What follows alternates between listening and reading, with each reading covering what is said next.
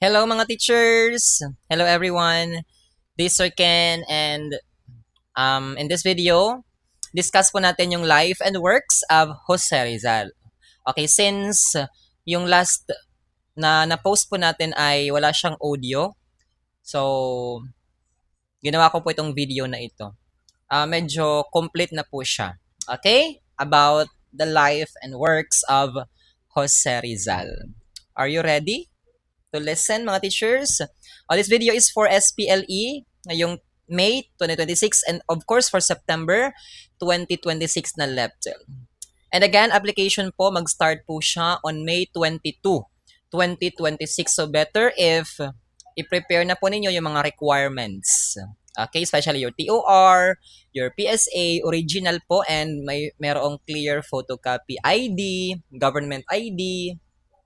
Diba? Kailangan complete na po yung mga requirements po ninyo.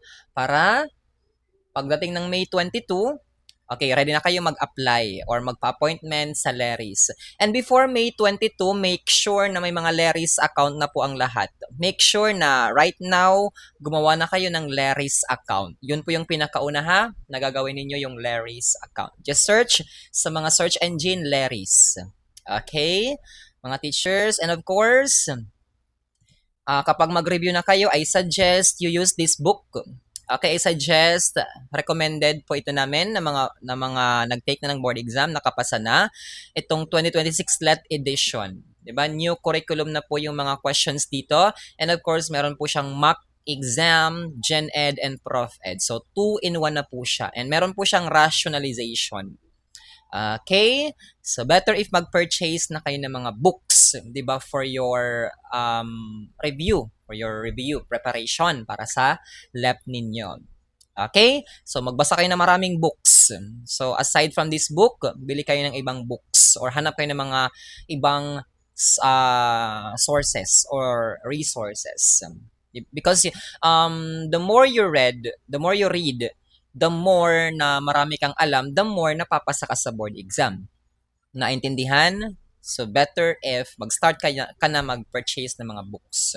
Just like this. So, yung book na ito, nasa yellow basket po natin or nasa comment section. Okay? Doon po kayo mag-order. And of course, please do not forget to follow our pages, social media account.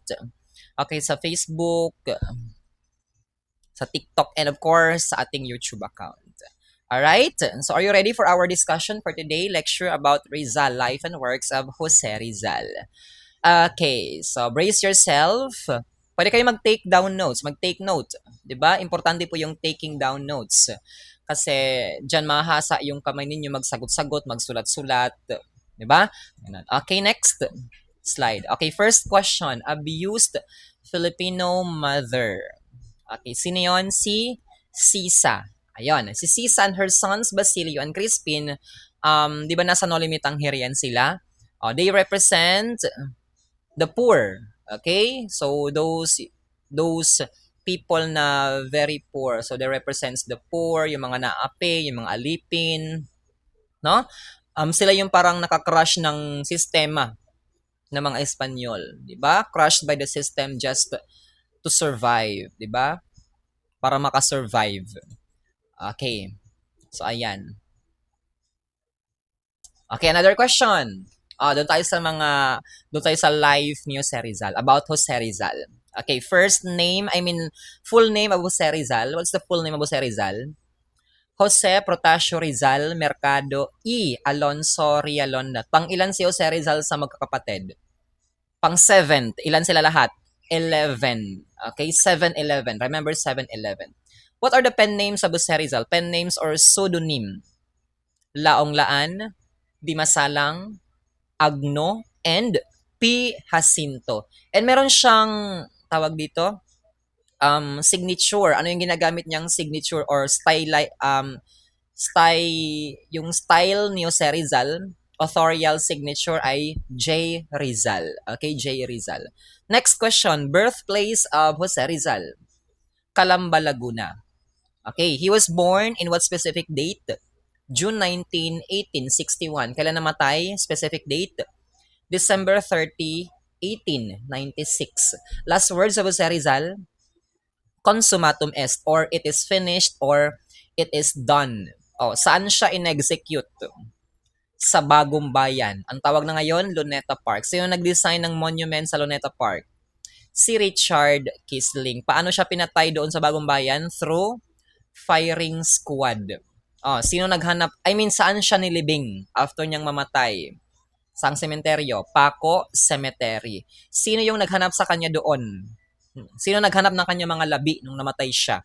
Naghanap, letter N, naghanap. Okay, si Narcisa Rizal.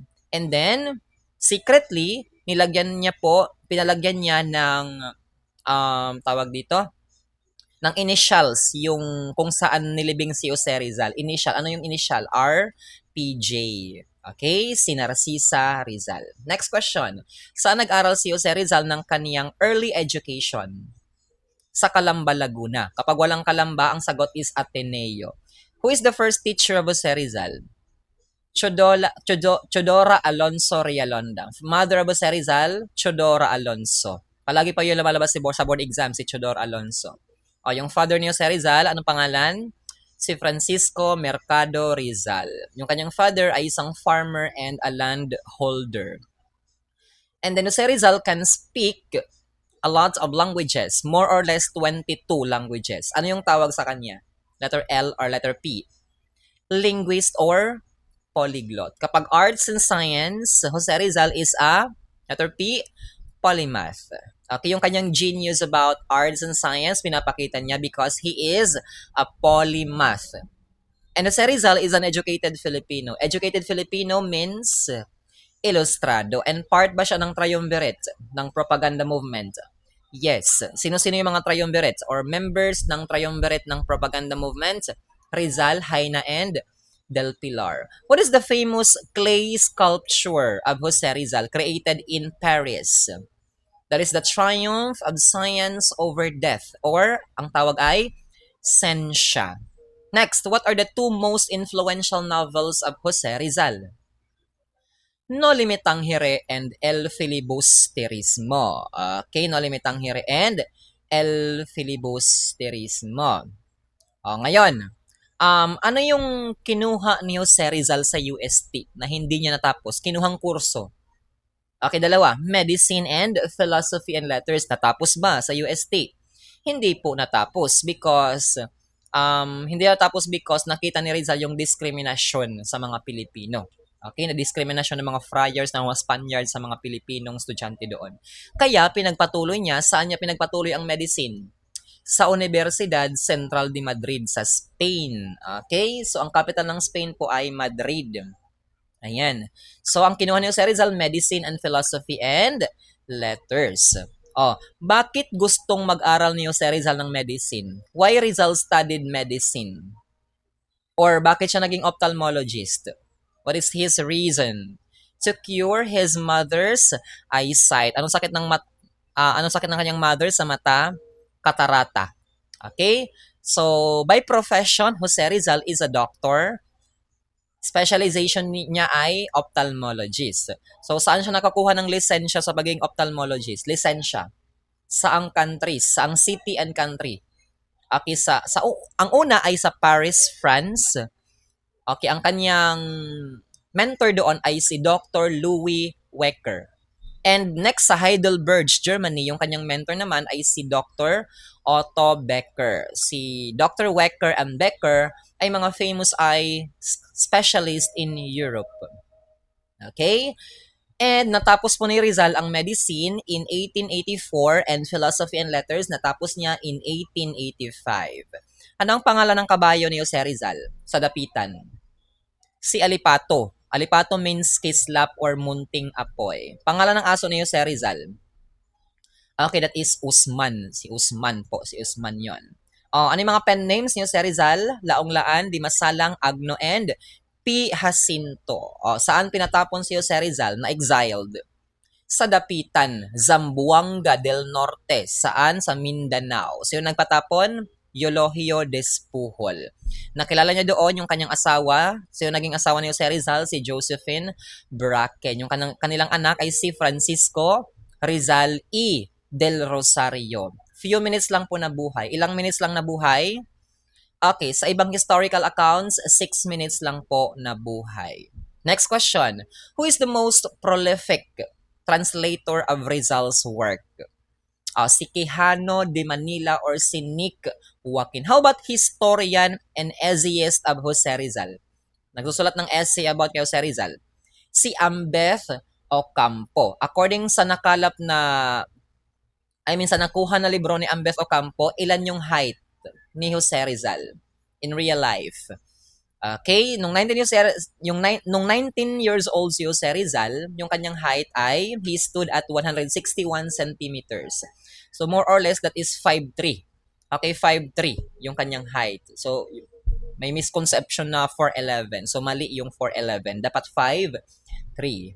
Okay? Sino nagsugo na ipapatay si Jose Rizal?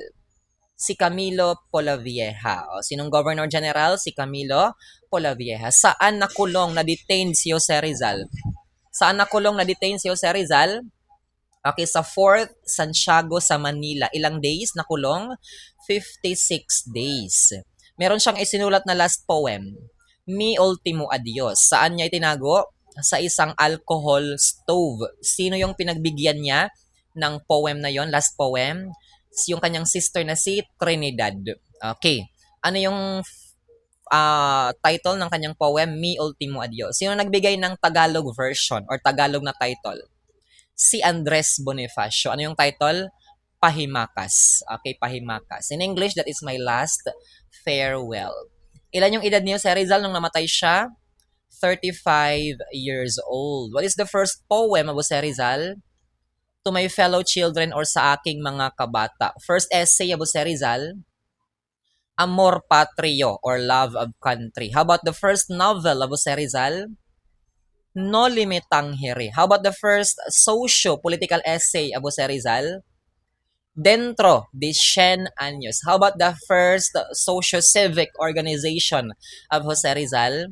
That is La Liga Filipina. What is the first novel of Jose Rizal? No Limitang Hiri in English. Touch Me Not or The Social Cancer. Okay, how about El Filibusterismo? Ano yung English term?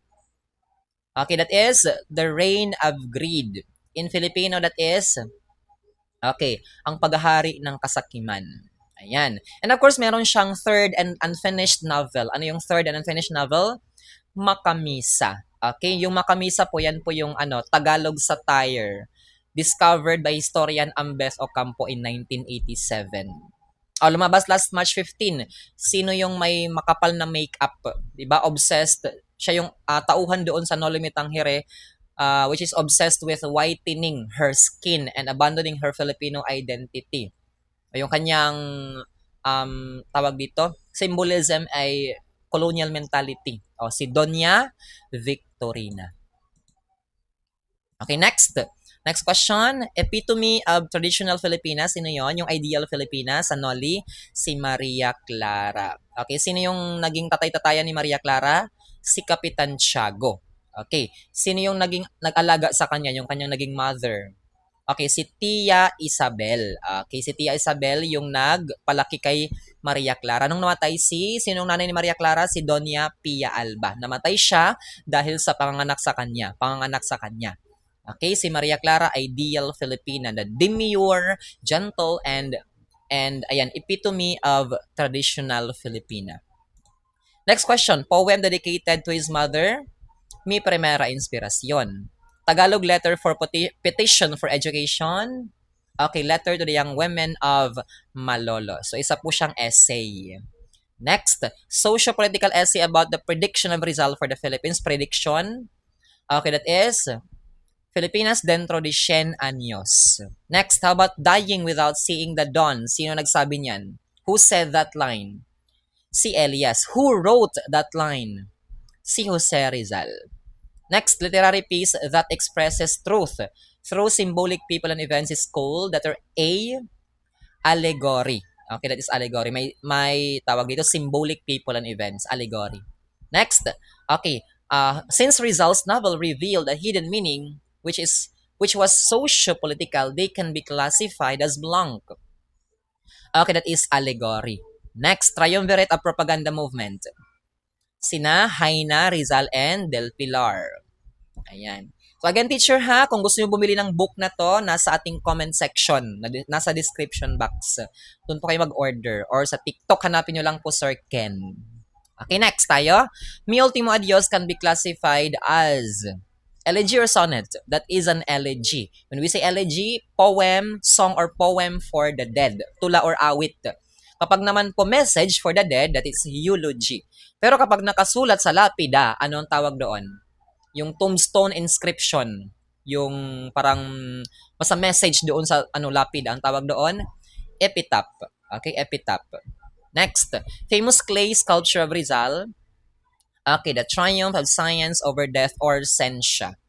Next, poem that expresses faith in the Filipino youth as hope of the fatherland is called. Okay, that is A la Juventud Filipina. A la Juventud Filipina in English, to the Filipino youth. In Tagalog, in Filipino, sa kabataang Pilipino. Next, winning poem of Rizal in UST is A la Juventud Filipina, 18 years old si Jose Rizal, to the Filipino youth or sa kabataang Pilipino.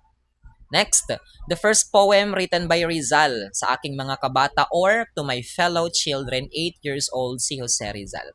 The use of mother tongue or native language. Pero sabi ni Ambeth Ocampo, hindi raw si Rizal yung sumulat ng Sa Aking Mga Kabata. Okay, next.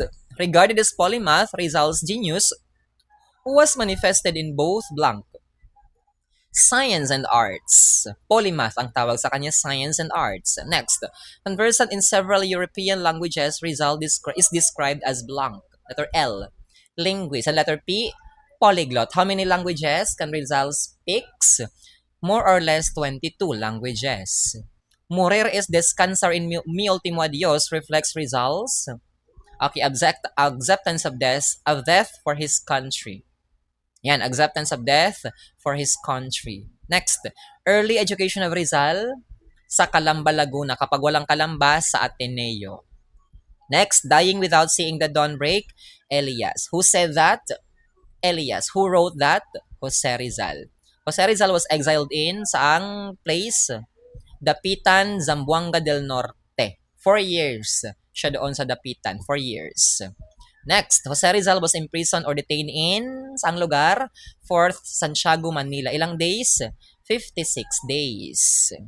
Next, Jose Rizal was died in saang lugar? Sa Bagong Bayan or Luneta Park. Sino nag-design ng monument sa Luneta Park? Si Richard Kisling. How about that one? Sucesos de las Islas Filipinas is to Antonio de Morga as sobre Indolencia de los Filipinos is to blank. Okay, that is Jose Rizal or Rizal. Next, socio-political essay of Rizal about his prediction of the future of the Philippines, Filipinas dentro de 100 años, or the Philippines a century hence. Next, poem dedicated to his mother, Mi Primera Inspiración. Next, essay of Rizal about petition for education for the women of Malolos, letter to the young women of Malolos. Next, poem of Rizal that expresses deep homesickness, nostalgia, and longing for his family and the Philippines. That is A las Flores de Heidelberg. Sinulat niya sa Heidelberg, Germany. Next, poem that honors the industriousness of the Lipeños in Lipa, Batangas, Himno al Trabajo or Hymn to Labor. Next, Jose Rizal first essay, Amor Patrio or El Amor Patrio in English, Love of Country. Next, at 21 years old, sinulat ni Jose Rizal about for his love for his native land, Amor Patrio or Love of Country. Next, Rizal wrote this nostalgic poem to express deep love and longing for his hometown Calamba o para sa kanyang hometown na Calamba. Anong tawag doon sa poem na isinulat niya?